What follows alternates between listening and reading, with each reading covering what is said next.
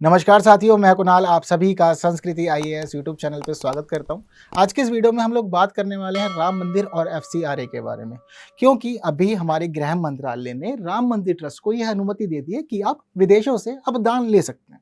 लेकिन भारत में विदेशों से दान लेने के लिए एक विशेष प्रक्रिया निर्धारित की गई है। अगर कोई भी संस्था, चाहे वह मंदिर ही क्यों ना हो या कोई एनजीओ या कोई कंपनी विदेशों से दान लेना चाहती है, तो ऐसी स्थिति में उसको कुछ निर्धारित कानूनों का पालन करना पड़ता है। और यह जो कानून है यह बताए गए हैं सभी एफसीआरए के अंदर, यानी कि फॉरेन कंट्रीब्यूशन रेगुलेशन एक्ट। आप विदेशों से अगर दान लेंगे तो वह कहाँ रेगुलेट हो रहा है, हर एक बात यहाँ निर्धारित की गई है।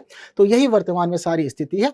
अब राम मंदिर के लिए तो लाभ का विषय है, क्योंकि अगर हम अभी भारत से ही मिले हुए दान की स्थिति समझते हैं तो अब तक घरेलू स्रोतों से ही राम मंदिर ट्रस्ट 3500 करोड़ रुपए का दान इकट्ठा कर चुका है।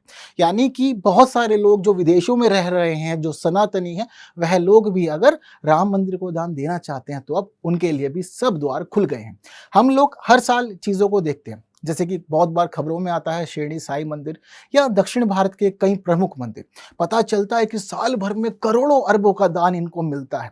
तो यह जो दान होता है यह सिर्फ भारतीय स्रोतों से ही नहीं बल्कि विदेशों में रहने वाले अनेक लोग भी दान देते हैं। लेकिन विदेशों से पैसा आता है भारत में तो इसके उद्देश्यों को निर्धारित करना भारत सरकार का दायित्व है। इसीलिए हर एक गतिविधि पर भारत सरकार नजर रखती है। अब जो हमारा राम मंदिर है इसका पहला चरण दिसंबर 2023 यानी कि इस साल के अंत तक पूरा होने की संभावना है। वहीं हमारी सरकार ने भी कह दिया है कि 1 जनवरी को राम मंदिर का उद्घाटन भी यह लोग करने वाले हैं। तो सभी के लिए बहुत अच्छी खबर है, महत्वपूर्ण है और भारत के लिए एक नई धरोहर तैयार हो रही है। बट हम लोग को समझना है अभी विदेशी योगदान के बारे में, ये क्या क्या संबंधित महत्वपूर्ण बातें हैं। तो सबसे पहले हम लोग समझते हैं कि शर्त क्या है। अगर मान लीजिए किसी संस्था को, ट्रस्ट को या किसी एनजीओ को अगर विदेशों से कुछ योगदान लेना है तो क्या क्या करना पड़ेगा। देखिए, पहला चरण तो यह है कि आपको रजिस्ट्रेशन करवाना पड़ेगा विदेशी अंशदान विनियमन अधिनियम के तहत। ठीक है, जब आप इसके तहत रजिस्टर्ड हो जाएंगे तो आपको पहले ही नियम कानून सब बता दिए जाएंगे कि देखिए रजिस्ट्रेशन तो मिल जाएगा, बट इन सभी चीज़ों का पालन करना है वरना रजिस्ट्रेशन कैंसिल भी हो जाएगा। ठीक है, तो हर एक चीज़ निर्धारित है यहाँ पर, तो हर एक चीज़ निर्धारित जो है उसके अनुरूप ही आपको चलना होगा।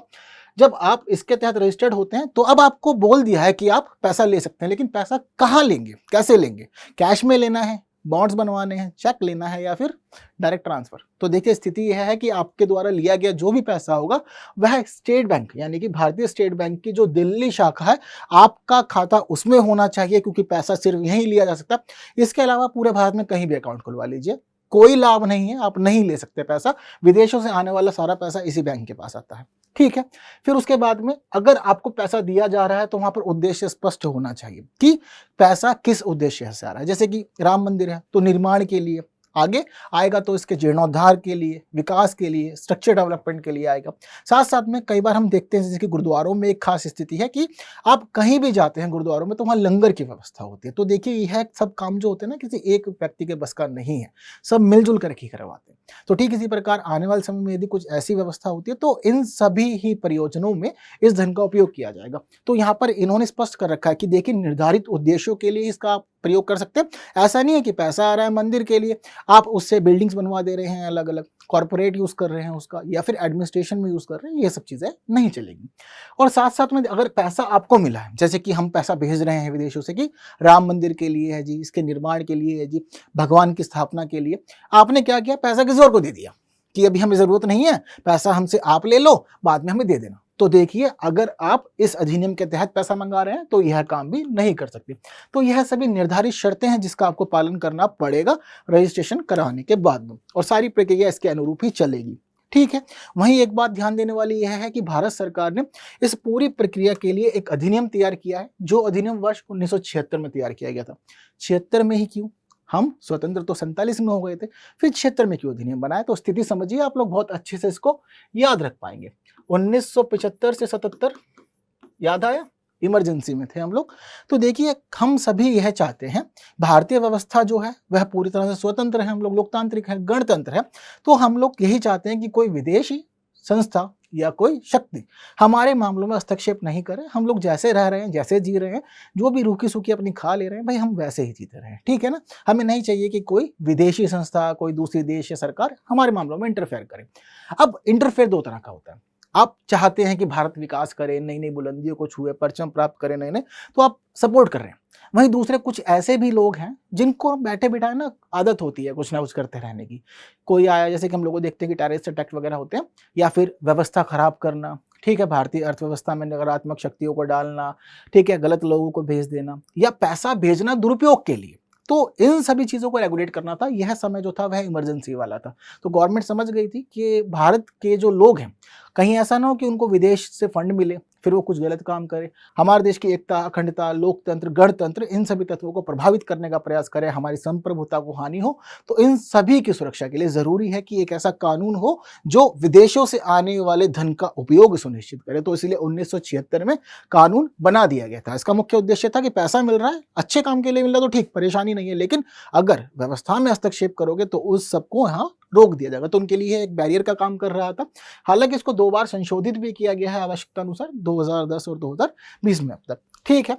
अगर कोई भी कंपनी, संस्था या कोई भी न्यास है, ट्रस्ट है, एनजीओ है, यदि वह इसके तहत रजिस्टर्ड हो जाता है तो उसका जो रजिस्ट्रेशन होता है, यह रजिस्ट्रेशन 5 वर्षों के लिए वैध होता है। अब 5 वर्षों के लिए जो वैध रजिस्ट्रेशन होगा, इसके लिए पहले प्रक्रिया होती है। प्रक्रिया होती है मैक्सिमम 90 दिनों के अंदर जो कंप्लीट करनी होती है। किसको? हमारे MHA को, मिनिस्ट्री ऑफ होम अफेयर्स। तो देखिए, जो यह मिनिस्ट्री ऑफ होम अफेयर्स होती है, यहीं आपको अप्लाई करना होगा। इसके ऊपर जिम्मेदारी है कि 90 दिनों में आपकी एप्लीकेशन पे संज्ञान ले कि आपको रजिस्ट्रेशन देना है या नहीं देना। रजिस्ट्रेशन मिलने के बाद वो 5 वर्षों के लिए वैध होगा। यदि आप चाहते हैं कि 5 वर्षों का आपका समय खत्म होने वाला, रिन्यू हो जाए, तो देखिए, इस रजिस्ट्रेशन के समाप्त होने से 6 महीने की अवधि के भीतर आप लोग उसको रिन्यू भी करा सकते हैं। सभी के लिए समान शर्तें हैं यहाँ पर, ठीक है। तो देखिए प्रावधान क्या क्या किए गए हैं इस अधिनियम के तहत। तो कहा गया है कि अगर आप अपने रिश्तेदारों से पैसा मंगाते हैं, मैंने कहा ना व्यक्ति भी ले सकते हैं, जैसे कि मैं हूं, मेरा कोई रिश्तेदार विदेश में है, तो उस स्थिति में अगर मैं पैसे मंगा सकता हूं, तो देखिए मैं 1 वर्ष के भीतर मात्र 10 लाख रुपए ही मंगा सकता हूं, इससे अधिक की राशि नहीं मंगा सकता। वहीं दूसरी बात यह है कि अगर मेरे को कोई भी धन मिल रहा है विदेशों से, सबके लिए समान रूप से लागू होता है, चाहे संस्था हो, एनजीओ को। तो देखिए, उस प्राप्त किए गए पैसे में से 20% से अधिक का प्रयोग मैं किसी भी प्रशासनिक कार्यों में या प्रशासनिक उद्देश्यों के लिए नहीं करूंगा, ठीक है। तो एडमिनिस्ट्रेटिव यूज जो होगा वह सिर्फ और सिर्फ 20% धन का ही हो सकता है। इसके अलावा हमारे देश के कुछ खास व्यक्ति ऐसे हैं जिनको मना है कि आप विदेशों से धन लेंगे ही नहीं। अगर आप इलीगल तरीके से लेंगे तो कानूनी कार्रवाई होगी, आपके ऊपर राजद्रोह का मामला चल जाएगा। लीगल तरीका आपके लिए कोई भी नहीं है कि आप विदेशों से पैसा मंगवाएंगे, ठीक है। कौन कौन लोग इसमें शामिल है? तो देखिए, पत्रकार शामिल है। पत्रकार हमारे देश के कुछ मुख्य लोग होते हैं। व्यवस्था को यह अपने अनुरूप ढाल सकते हैं, क्योंकि सभी न्यूज चैनल्स वगैरह देखते हैं, न्यूज़पेपर पढ़ते हैं, तो उनको मना है कि आप विदेशों से पैसा नहीं लेंगे, क्योंकि आप उनकी बातें कह सकते हैं। समाचार पत्रों को मना है, मीडिया प्रसारण कंपनियों को मना है विदेशों से पैसा नहीं लेना। हमारे देश के जो जजेस हैं उनको मना है, साथ साथ जो गवर्नमेंट एम्प्लॉयज हैं उनको मना है कि विदेशों से पैसा नहीं लेना।